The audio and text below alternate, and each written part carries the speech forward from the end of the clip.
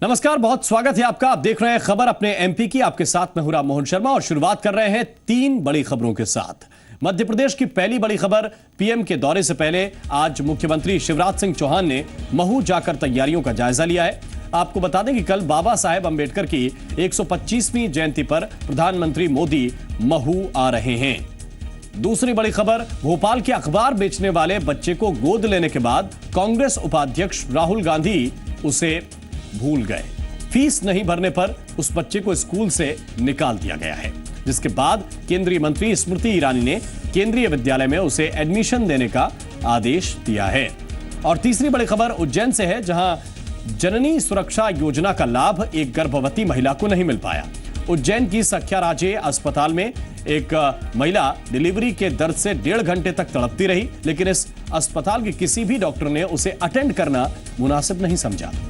नतीजतन महिला ने अस्पताल के गलियारे में ही बच्ची को जन्म दिया।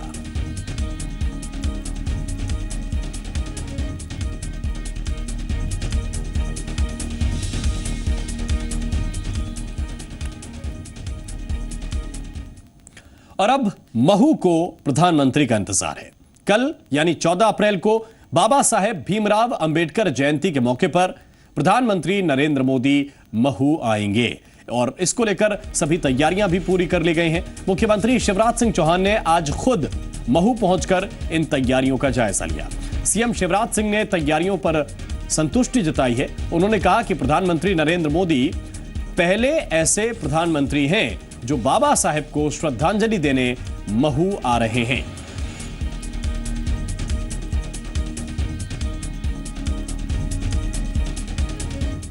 माननीय प्रधानमंत्री जी के आगमन को लेकर अंबेडकर जयंती पर कोई पहले प्रधानमंत्री हैं जो इस कार्यक्रम में बाबा साहब को श्रद्धांजलि देने पधार रहे हैं। जनता में बहुत उत्साह है।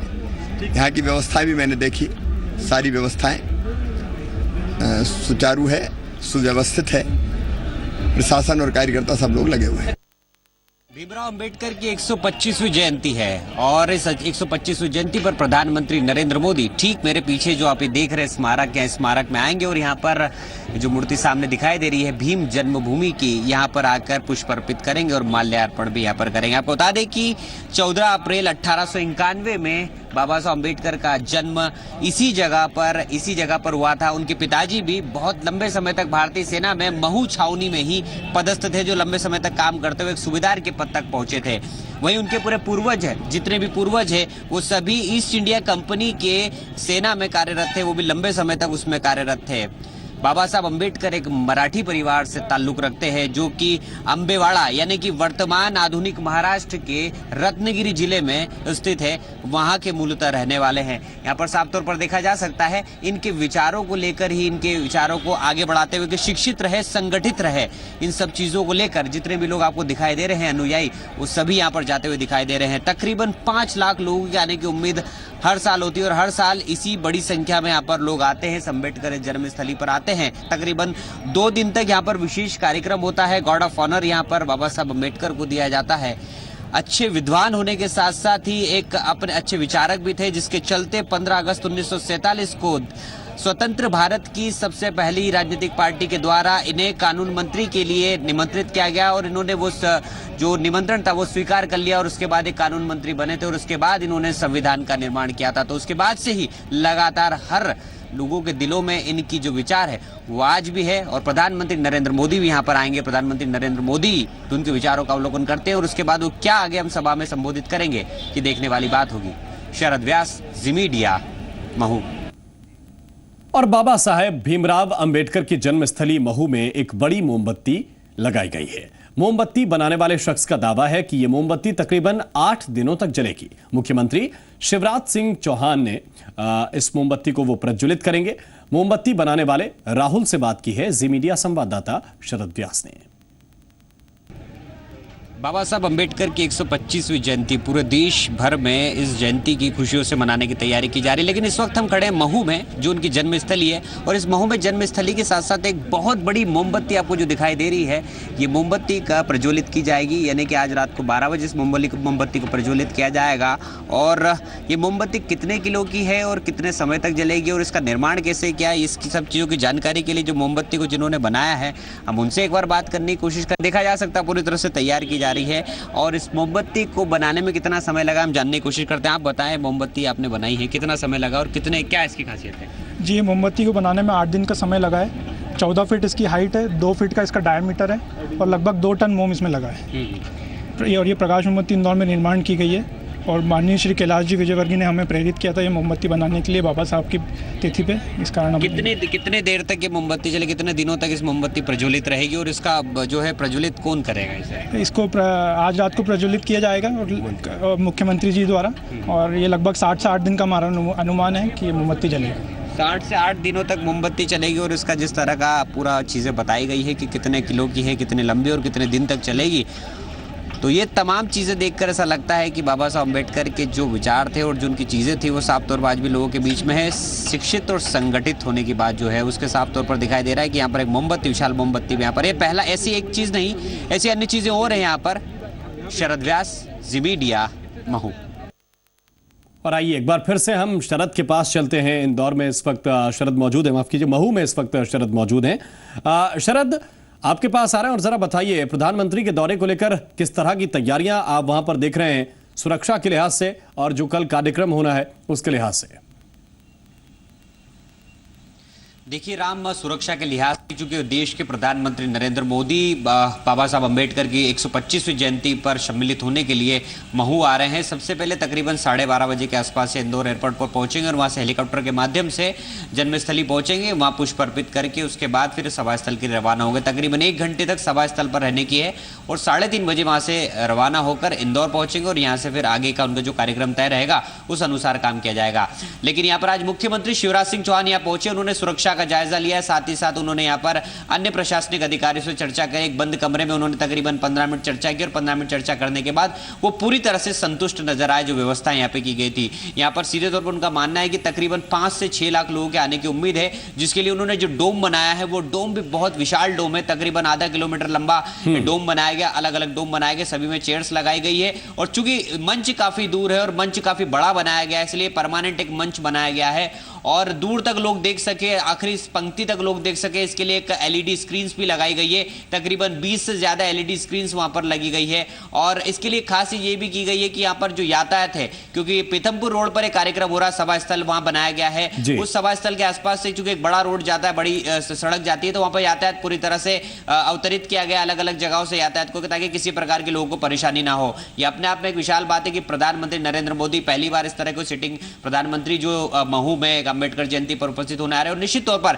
बड़ी घोषणाएं भी यहां पर प्रधानमंत्री नरेंद्र मोदी के द्वारा की जा सकती है। तो इसीलिए मुख्यमंत्री शिवराज सिंह चौहान लगातार इस पूरी नजर बनाए हुए हैं सारी व्यवस्थाओं पर और इसी के चलते उन्होंने संतुष्टि भी जाहिर की है। जी जी, बहुत बहुत धन्यवाद, बहुत बहुत शुक्रिया आपका इस पूरे अपडेट के लिए शरद।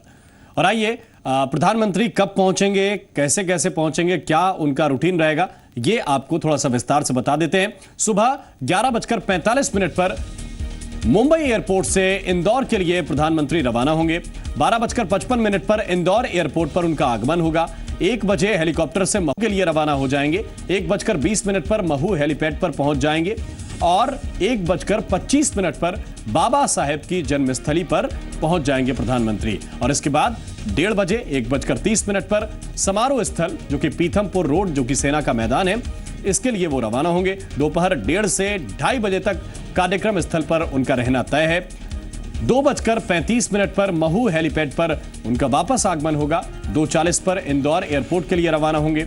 2:55 पर इंदौर एयरपोर्ट पर उनका आगमन निर्धारित है और 3:10 पर विमान से वो दिल्ली के लिए वापस रवाना हो जाएंगे। तो ये प्रधानमंत्री के महू दौरे का पूरा कार्यक्रम जो सरकार की तरफ से बताया गया है वो आपको बता रहे हैं।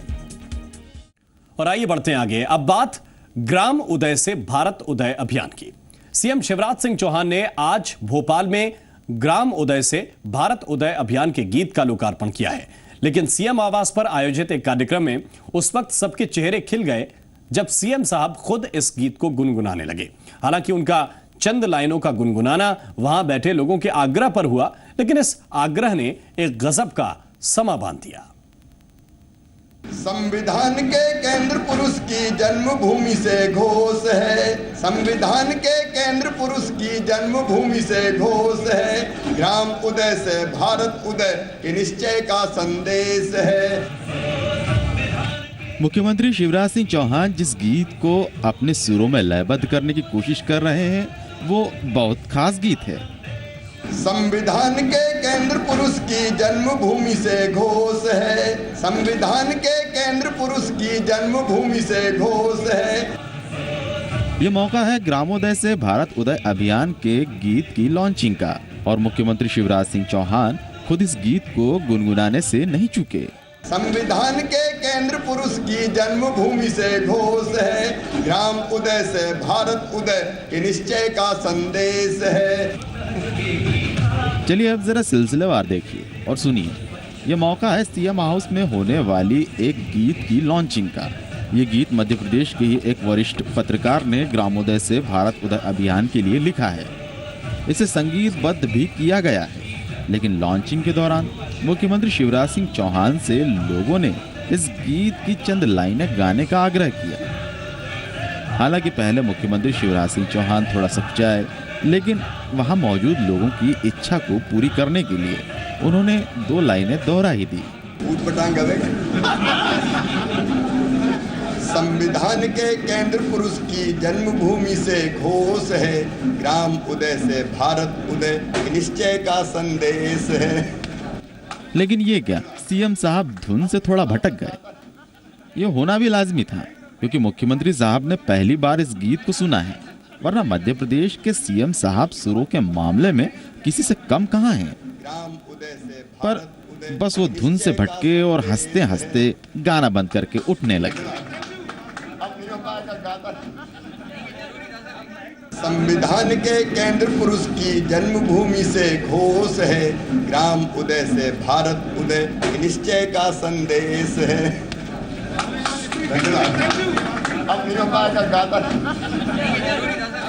सीएम साहब से पूरा गीत सुनने की वहां बैठे तमाम लोग ठान चुके थे, इसलिए सभी ने मुख्यमंत्री शिवराज सिंह चौहान से गाते रहने का अनुरोध किया। तो सीएम साहब एक बार फिर बैठ गए, लेकिन उनके दिमाग से ओरिजिनल धुन उतर चुकी थी, इसलिए सीएम साहब ने पहले ओरिजिनल ट्रैक सुनाने को कहा और ध्यान से सुना।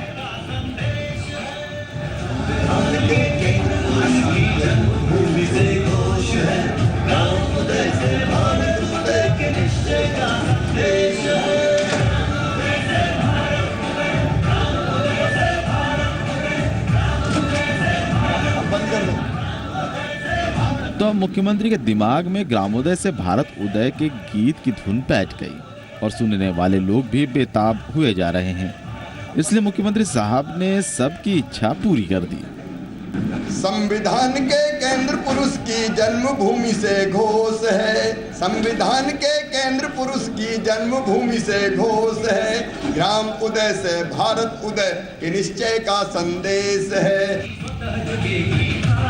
दरअसल केंद्र सरकार के ग्रामोदय से भारत उदय अभियान की शुरुआत 14 अप्रैल से होने जा रही है। डॉक्टर बाबा साहेब भीमराव अंबेडकर की 125वीं जयंती के मौके पर प्रधानमंत्री नरेंद्र मोदी खुद महू पहुंचकर इस अभियान की शुरुआत करेंगे, इसलिए मध्य प्रदेश में इस अभियान के लिए गीत तैयार है और सीएम साहब भी तैयार है। मकरंद काले, जी मीडिया, भोपाल। और आज राजधानी भोपाल को एक बड़ी सौगात मिली है। हबीबगंज के पास फ्लाईओवर का लंबे वक्त से इंतजार था और आज मुख्यमंत्री ने फ्लाईओवर का उद्घाटन किया। इस पुल का नाम वीर सावरकर सेतु रखा गया है। शिवराज सिंह चौहान ने कहा कि यहां फ्लाईओवर की काफी जरूरत थी, अब लोगों को जाम से राहत मिल जाएगी। इस दौरान गृहमंत्री बाबूलाल गौर ने कहा कि इस पुल को बनाने के लिए रेलवे ने बिल्कुल सहयोग नहीं किया। गौर ने कहा कि पूर्ववर्ती रेल मंत्री ममता बनर्जी ने समय देकर भी मिलने से इनकार कर दिया था। काफी मशक्कत के बाद ये पुल बन पाया है। इसी क्रम में इस समय मंच पर विराजित हैं, हम उनका स्वागत कर रहे हैं। एक कई वर्षों से हम लोग देख रहे थे जो दुर्दशा यहाँ होती थी, अंडर ब्रिज के नीचे निकलने पर जरा भी पानी भर जाए तो गाड़ी को भी तैर के निकलना पड़ता था, ये हालत हो जाती थी। रोड जाम, चक्का जाम की स्थिति बनती थी। भोपाल मध्य प्रदेश की राजधानी है और ये सर्वथा आवश्यक था कि ऐसा ओवरब्रिज यहाँ बने। आज वो बन के तैयार है। वास्तव में इस पुल के निर्माण में बड़ी तकलीफ आई। रेलवे ने जितनी अड़चन डाल सकते थे उन्होंने पूरी कोशिश की अड़चन डालने। पहले जमीन दो, हमने कहा तुम्हारी जमीन दायमी हुई भैया, हम तो ऊपर से पुल बना रहे हैं, नीचे से तो कुछ बना ही रहे। कह रहे फिर भी ऊपर से भी जा रही है, तो भी जो आप जमीन के बदले में जमीन। और 1.5 साल तक परेशान किया। मानवर कैलाश जोशी ममता बनर्जी से मिलने के लिए टाइम देने के बाद भी नहीं मिली और पीछे के दरवाजे चली गई। हम परेशान हो गए कि धन्य भारत के रेल मंत्री जो जनता के प्रतिनिधियों से मिलने को तैयार नहीं है। 1.5 साल तक परेशान होते रहे, लेकिन हम इस बात पीछे पड़े रहे और एक बार हमने ममता बनर्जी को पकड़ ही लिया। और वीर सावरकर सेतु के उद्घाटन के दौरान भोपाल के महापौर आलोक शर्मा ने शहर के डेवलपमेंट के लिए 75 करोड़ के फंड की मांग की। यह सुनते ही मुख्यमंत्री ने 100 करोड़ रुपए देने का ऐलान कर दिया। सीएम ने कहा कि भोपाल के विकास में फंड की कमी नहीं आने देंगे। साथ ही सीएम शिवराज सिंह ने कहा कि भोपाल के विकास के लिए अगले 5 साल में 15,000 करोड़ रुपए खर्च होंगे। हम मुख्यमंत्री अधोसंरचना के द्वितीय चरण में आपको 100 करोड़ रुपया दे देंगे ताकि भोपाल के विकास में आप उनका व्यय कर सकें, उनको खर्च करने का काम कर सकें। मैं जानता हूं कि नगर निगम का पैसा थोड़ा ज्यादा इस ब्रिज में लग गया है। आपको मैं बताना चाहता हूं, पूरी टीम को बताना चाहता हूं, आप सब लोग भोपाल के विकास में लगे। आने वाले 5 साल में 15,000 करोड़ रुपए भोपाल में अलग अलग योजनाओं के अंतर्गत खर्च किए जाएंगे। उसका रोड मैप तैयार है। ई मंडी योजना के शुभारंभ के मौके पर गुरुवार को होने वाली पीएम की वीडियो कॉन्फ्रेंसिंग रद्द कर दी गई है। अब राज्य के कृषि मंत्री गौरी शंकर बिसेन इस योजना का शुभारंभ करेंगे। भोपाल की करोद मंडी के सचिव योगेश नागले के मुताबिक तकनीकी कारणों के चलते वीडियो कॉन्फ्रेंसिंग रद्द की गई है। अभी तक 1 या 2 मंडियों तक अपनी पहुंच रखता था और वहां पर अपना जो मटेरियल है वो बेच सकता था, अपनी जो उपज है वहां पर बेच सकता था। लेकिन अब ई मंडी के जरिए 500 से ज़्यादा मंडियां उसके संपर्क में रहेंगी, उसके साथ रहेंगी और वो अपना माल जहां चाहे वहां बेच सकेगा।